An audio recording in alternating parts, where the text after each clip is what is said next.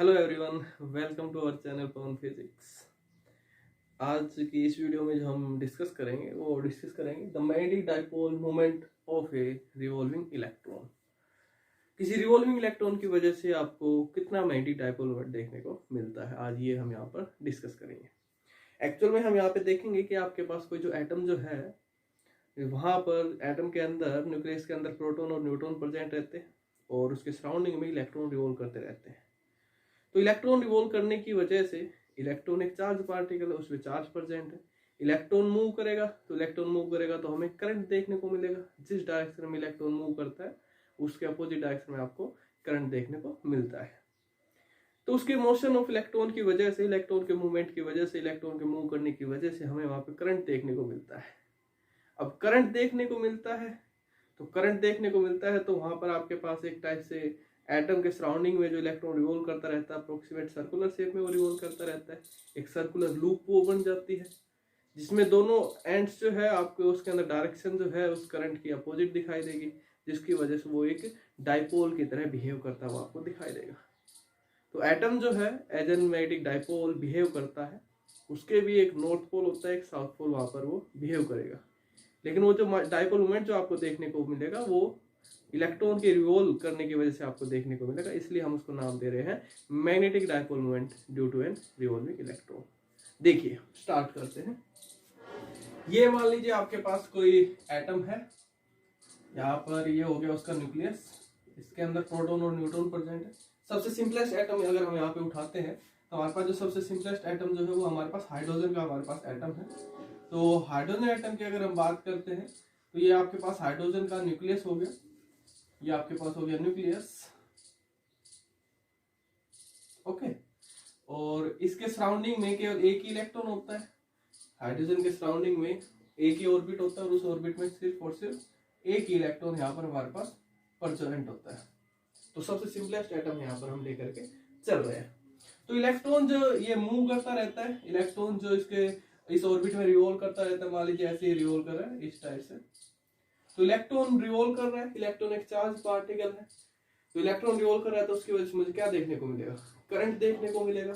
तो मैं इसको क्या ऐसे दिखा दूं, ये जो इलेक्ट्रॉन जो मूव कर रहा है, ये आपके पास न्यूक्लियस था, यहाँ पर ये इलेक्ट्रॉन रिवॉल्व कर रहा था, इलेक्ट्रॉन जिस डायरेक्शन में रिवॉल्व कर रहा था उससे अगेंस्ट डायरेक्शन में आपको करंट जो है वो देखने को मिलेगा, ओके। तो ये आपको करंट यहाँ पर ऐसे देखने को मिल जाएगा। तो अब ये देखिए, अब आपके पास ये क्या बन गई? एक करंट कैरिंग सर्कुलर लूप बन गई। करंट कैरिंग सर्कुलर लूप बन गई जिसका एक एंड जो है वो as a north pole behave करेगा, एक एंड जो है वो as an south pole behave करेगा। तो ये आपके पास जो एटम जो है एज एन मैग्नेटिक डाइपोल यहाँ पर बिहेव करता है। एटम जो है वो एक एज एन मैग्नेटिक डाइपोल यहाँ पर बिहेव करता है, जिसका यहाँ पर एक नॉर्थ पोल भी है, साउथ पोल भी है, करंट भी फ्लो कर रहा है। तो करंट भी फ्लो कर रहा है तो यहाँ पर आपको क्या देखने को मिलेगा? इसके अंदर आपको इसकी वजह से मैग्नेटिक डाइपोल मोमेंट देखने को मिलेगा। कितना देखने को मिलेगा? Magnetic dipole moment is equal to एक ही टर्न है तो आई क्रॉस ए, इतना ही देखने को मिलेगा। आई जो करंट आपको इसकी वजह से देखने को मिला है इलेक्ट्रॉन के मोशन की वजह से, अभी ये वैल्यू भी लिखेंगे। और ए यहाँ पर एरिया कितना? यहाँ पर जैसे इलेक्ट्रॉन रिवॉल्व कर रहा है इस ऑर्बिट के अंदर, फर्स्ट ऑर्बिट के अंदर, तो फर्स्ट ऑर्बिट की जैसे यहाँ पर रेडियस आपके पास स्मॉल आर है, तो एरिया कितना हो जाएगा इसका? पाई आर स्क्वायर। एरिया हो जाएगा हमारे पास पाई आर स्क्वायर। करंट जो देखने को मिला है due to motion of electron, तो हमारे पास करंट कितना हो जाएगा? Current is equal to I is equal to charge flowing per unit time.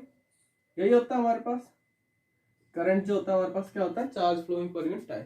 अब इसमें एक इलेक्ट्रॉन रिवॉल्व कर रहा है तो हमने यहाँ पर एक इलेक्ट्रॉन यहाँ पर लिया है, एक इलेक्ट्रॉन का चार्ज लिया। टाइम यहाँ पर हम कितना लेकर के चलेंगे? टाइम पीरियड अगर हम फाइंड आउट करते हैं इसके लिए, ये यहाँ से रिवॉल्व किया, वापिस यहीं पे पहुंचा, तो कितने टाइम में इसने अपना एक रिवॉल्यूशन कंप्लीट किया? ये हम कैसे फाइंड आउट करते हैं? With the help of its frequency. तो कैसे निकाल सकते हैं? जैसे मान लीजिए आपके पास ये इलेक्ट्रॉन जो मूव कर रहा है वो v वेलोसिटी के साथ यहाँ पर मूव कर रहा है, v वेलोसिटी के साथ मूव कर रहा है, और जिस ऑर्बिट में रिवॉल्व कर रहा है उसकी रेडियस r है। तो आपने प्लस वन में एक लेसन पढ़ रखा होगा, v is equal to R omega, linear velocity is equal to radius into angular velocity. यहां से हम इसकी फ्रीक्वेंसी की वैल्यू निकाल सकते हैं। और फ्रीक्वेंसी की वैल्यू निकाल करके हम यहाँ पर टाइम पीरियड की वैल्यू फाइंड आउट कर सकते हैं। हमारे पास क्या आ जाएगा, करंट की वैल्यू आ जाएगी। तो देखिए कितनी आ जाएगी, ओमेगा मेरे पास क्या होता है, omega is equal to 2 pi nu, तो R इंटू 2 पाई न्यू। तो आपके पास न्यू फ्रीक्वेंसी क्या वैल्यू आ जाएगी, V अपॉन 2 पाई R। ये आ गई इसकी फ्रीक्वेंसी। टाइम पीरियड कितना आ जाएगा, time period is equal to 2 pi R upon V आ गया। यहाँ पर V जो है वो लीनियर वेलोसिटी जिसके साथ इलेक्ट्रॉन जो है वो मूव कर रहा है, R जो है radius of the circular orbit, pi 3.14। Value put कीजिए, करंट की वैल्यू क्या आ जाएगी मेरे पास, E charge of electron upon 2 pi R into V। ये वैल्यू हमें यहाँ पर इसकी वजह से देखने को मिल जाती है।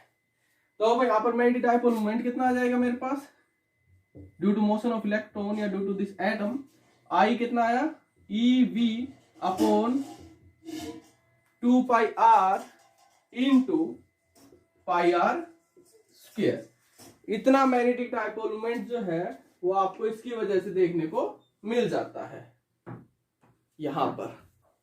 तो यहां से इसको थोड़ा सा सोल्व कर लीजिए, इसको सोल्व करेंगे तो हमारे पास क्या आ जाएगा, R स्क्वायर, तो मैं क्या लिख सकता हूँ, R इंटू आर, पाई से पाई कैंसिल, एक R से एक R cancel, magnetic dipole moment is equal to half EV R। ये आपके पास वैल्यू आ जाती है। तो अगर आपको उस इलेक्ट्रॉन की वेलोसिटी, लीनियर वेलोसिटी पता है, रेडियस ऑफ द ऑर्बिट आपको पता है, चार्ज ऑफ इलेक्ट्रॉन आपको पता होता ही है, तो ये वैल्यू अगर आपको पता है तो आप इस फॉर्मूले का यूज करेंगे और मैग्नेटिक डाइपोल मोमेंट की वैल्यू फाइंड आउट करेंगे। अब मान लीजिए आपको लीनियर वेलोसिटी नहीं पता है, एंगुलर वेलोसिटी पता है उसकी, तो उस केस में आप क्या करोगे, V इज इक्वल टू हमारे पास क्या होता है, R ओमेगा, तो यहां पर पुट करोगे तो क्या आ जाएगा, half E R omega into R, that is equal to magnetic dipole moment is equal to half E omega R square.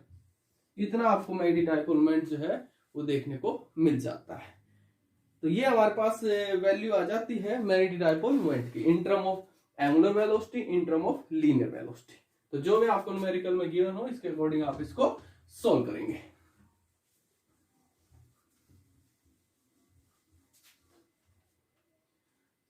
Magnetic dipole moment is equal to half E omega R square. एक हमारे पास ये relation आ जाता है magnetic dipole moment के लिए, due to motion of electron surrounding any nucleus और in any atom. अब हम यहां से एक और रिलेशन फाइंड आउट करेंगे with the help of bore atomic model. जो बोर ने जो एटॉमिक मॉडल जो दिया था, बोर थ्योरी जो थी 1915 में जो दी थी नील बोर ने, तो वहां से आपको जो उसका जो आपके पास मॉडल का जो पोस्टुलेट जो था, जो हमें बताता है कि यहां पर एंगुलर मोमेंटम जो होगा आपका इलेक्ट्रॉन का, जिस भी ऑर्बिट में वो रिवॉल्व कर रहे हैं, जो इलेक्ट्रॉन जिस ऑर्बिट में रिवॉल्व कर रहा है, वहां पर उसका जो एंगुलर मोमेंटम जो होगा वो किसके इक्वल होता है, integral multiple of h upon 2 pi, या इसको h अपॉन 2 पाई को h कट भी लिख देते हैं, जैसे भी आप लिखते हो। तो यहाँ पर ये पोस्टुलेट जो आपको बताता है Niels Bohr model of atom से जो आपको देखने को मिलता है, सेकंड पोस्टुलेट जो आपके पास होता है कि इलेक्ट्रॉन जो रिवॉल्व कर रहे होते हैं जिस भी ऑर्बिट में, उसका जो एंगुलर मोमेंटम जो रहता है वो कंजर्व रहता है, और कितना रहता है, mvr is equal to nh upon 2 pi, where n is the number of orbits.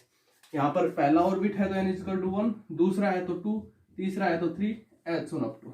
Okay, इस कंसेप्ट का अब जरा हम यहाँ पर वैल्यू पुट करेंगे तो आपके पास वैल्यू, हम एक स्पेशल वैल्यू हम फाइंड आउट करेंगे जिसको हम नाम देते हैं बोर मैग्नेटोन का।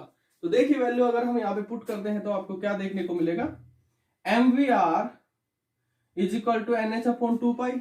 तो यहां से आपके पास v जो होता है, फिर से वही in term of angular velocity हमारे पास क्या होता है, v is equal to r omega. तो ये आपके पास कितना हो जाएगा, m into r omega into r is equal to nh upon 2 pi, या m omega r square is equal to nh upon 2 pi, या omega r square is equal to nh upon 2 pi m। Okay, omega are square की अगर मैं ये value यहां put कर देता हूं, m is equal to 1/2 E omega are square मेरे पास कितना आया है, NH upon 2 pi m।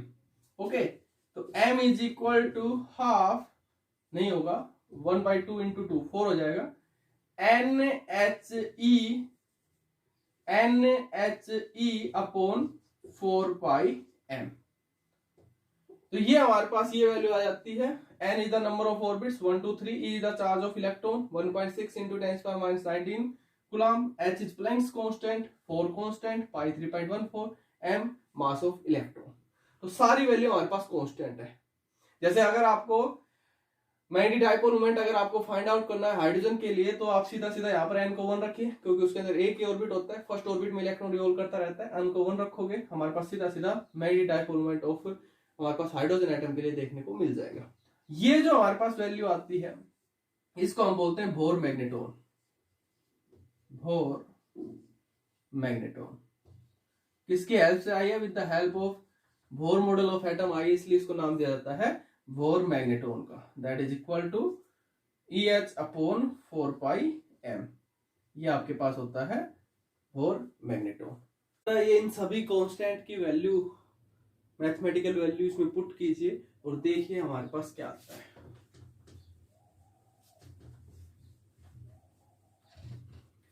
Mu B is equal to EH upon 4 pi m।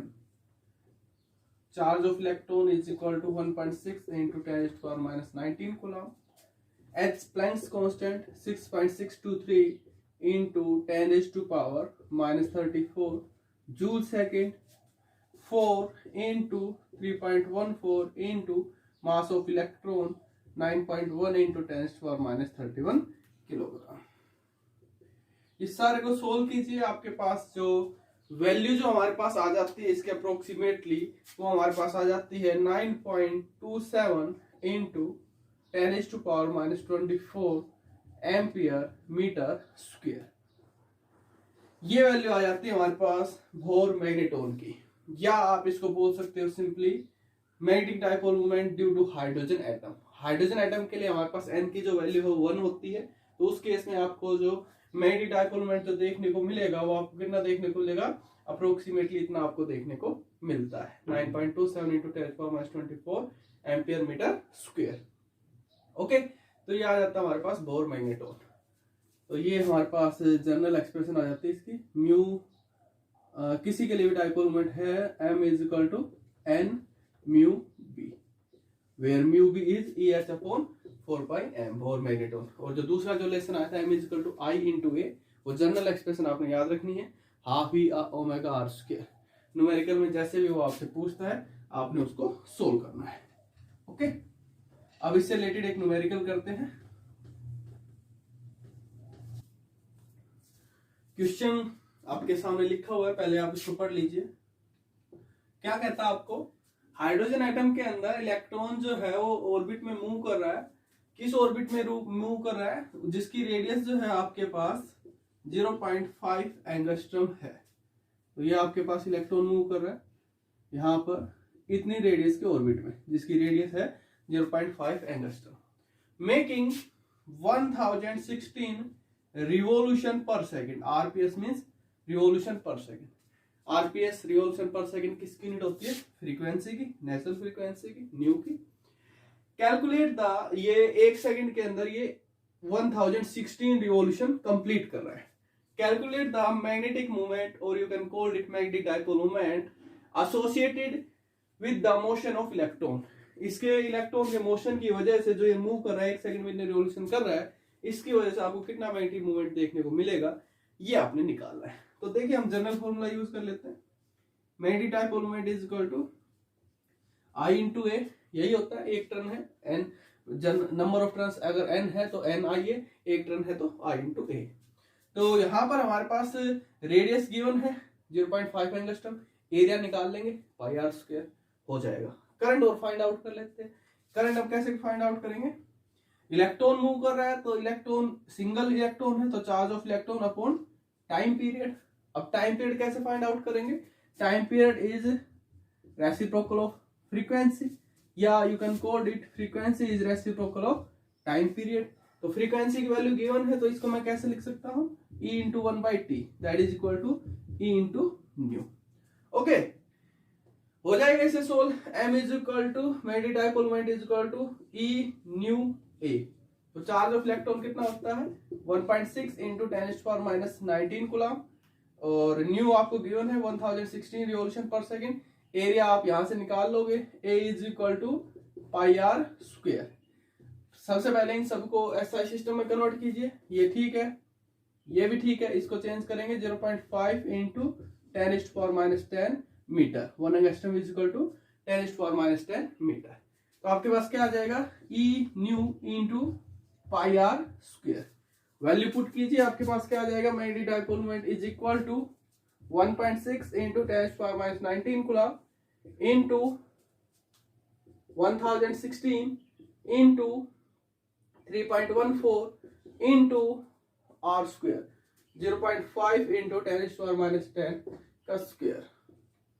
Value put कीजिए, सोल्व कीजिए और मेरे को बताइए अप्रोक्सीमेटली आपको कितना मैग्नेटिक डाइपोल मोमेंट देखने को मिलता है। अप्रोक्सीमेटली वैल्यू वही आएगी 10⁻24 एम्पियर मीटर स्क्वायर, उतनी आती है हाइड्रोजन एटम। इसमें हो सकता है रेडियस थोड़ी बहुत ज्यादा दे दी और रिवॉल्यूशन थोड़ी बहुत कम ज्यादा दे दी, आनी उतनी अप्रोक्सीमेट 10⁻24 एम्पियर मीटर स्क्वायर। तो कमेंट करके बताइए कितने आपको मैग्नेटिक डाइपोल मोमेंट यहाँ पर आपको देखने को मिलता है। ओके।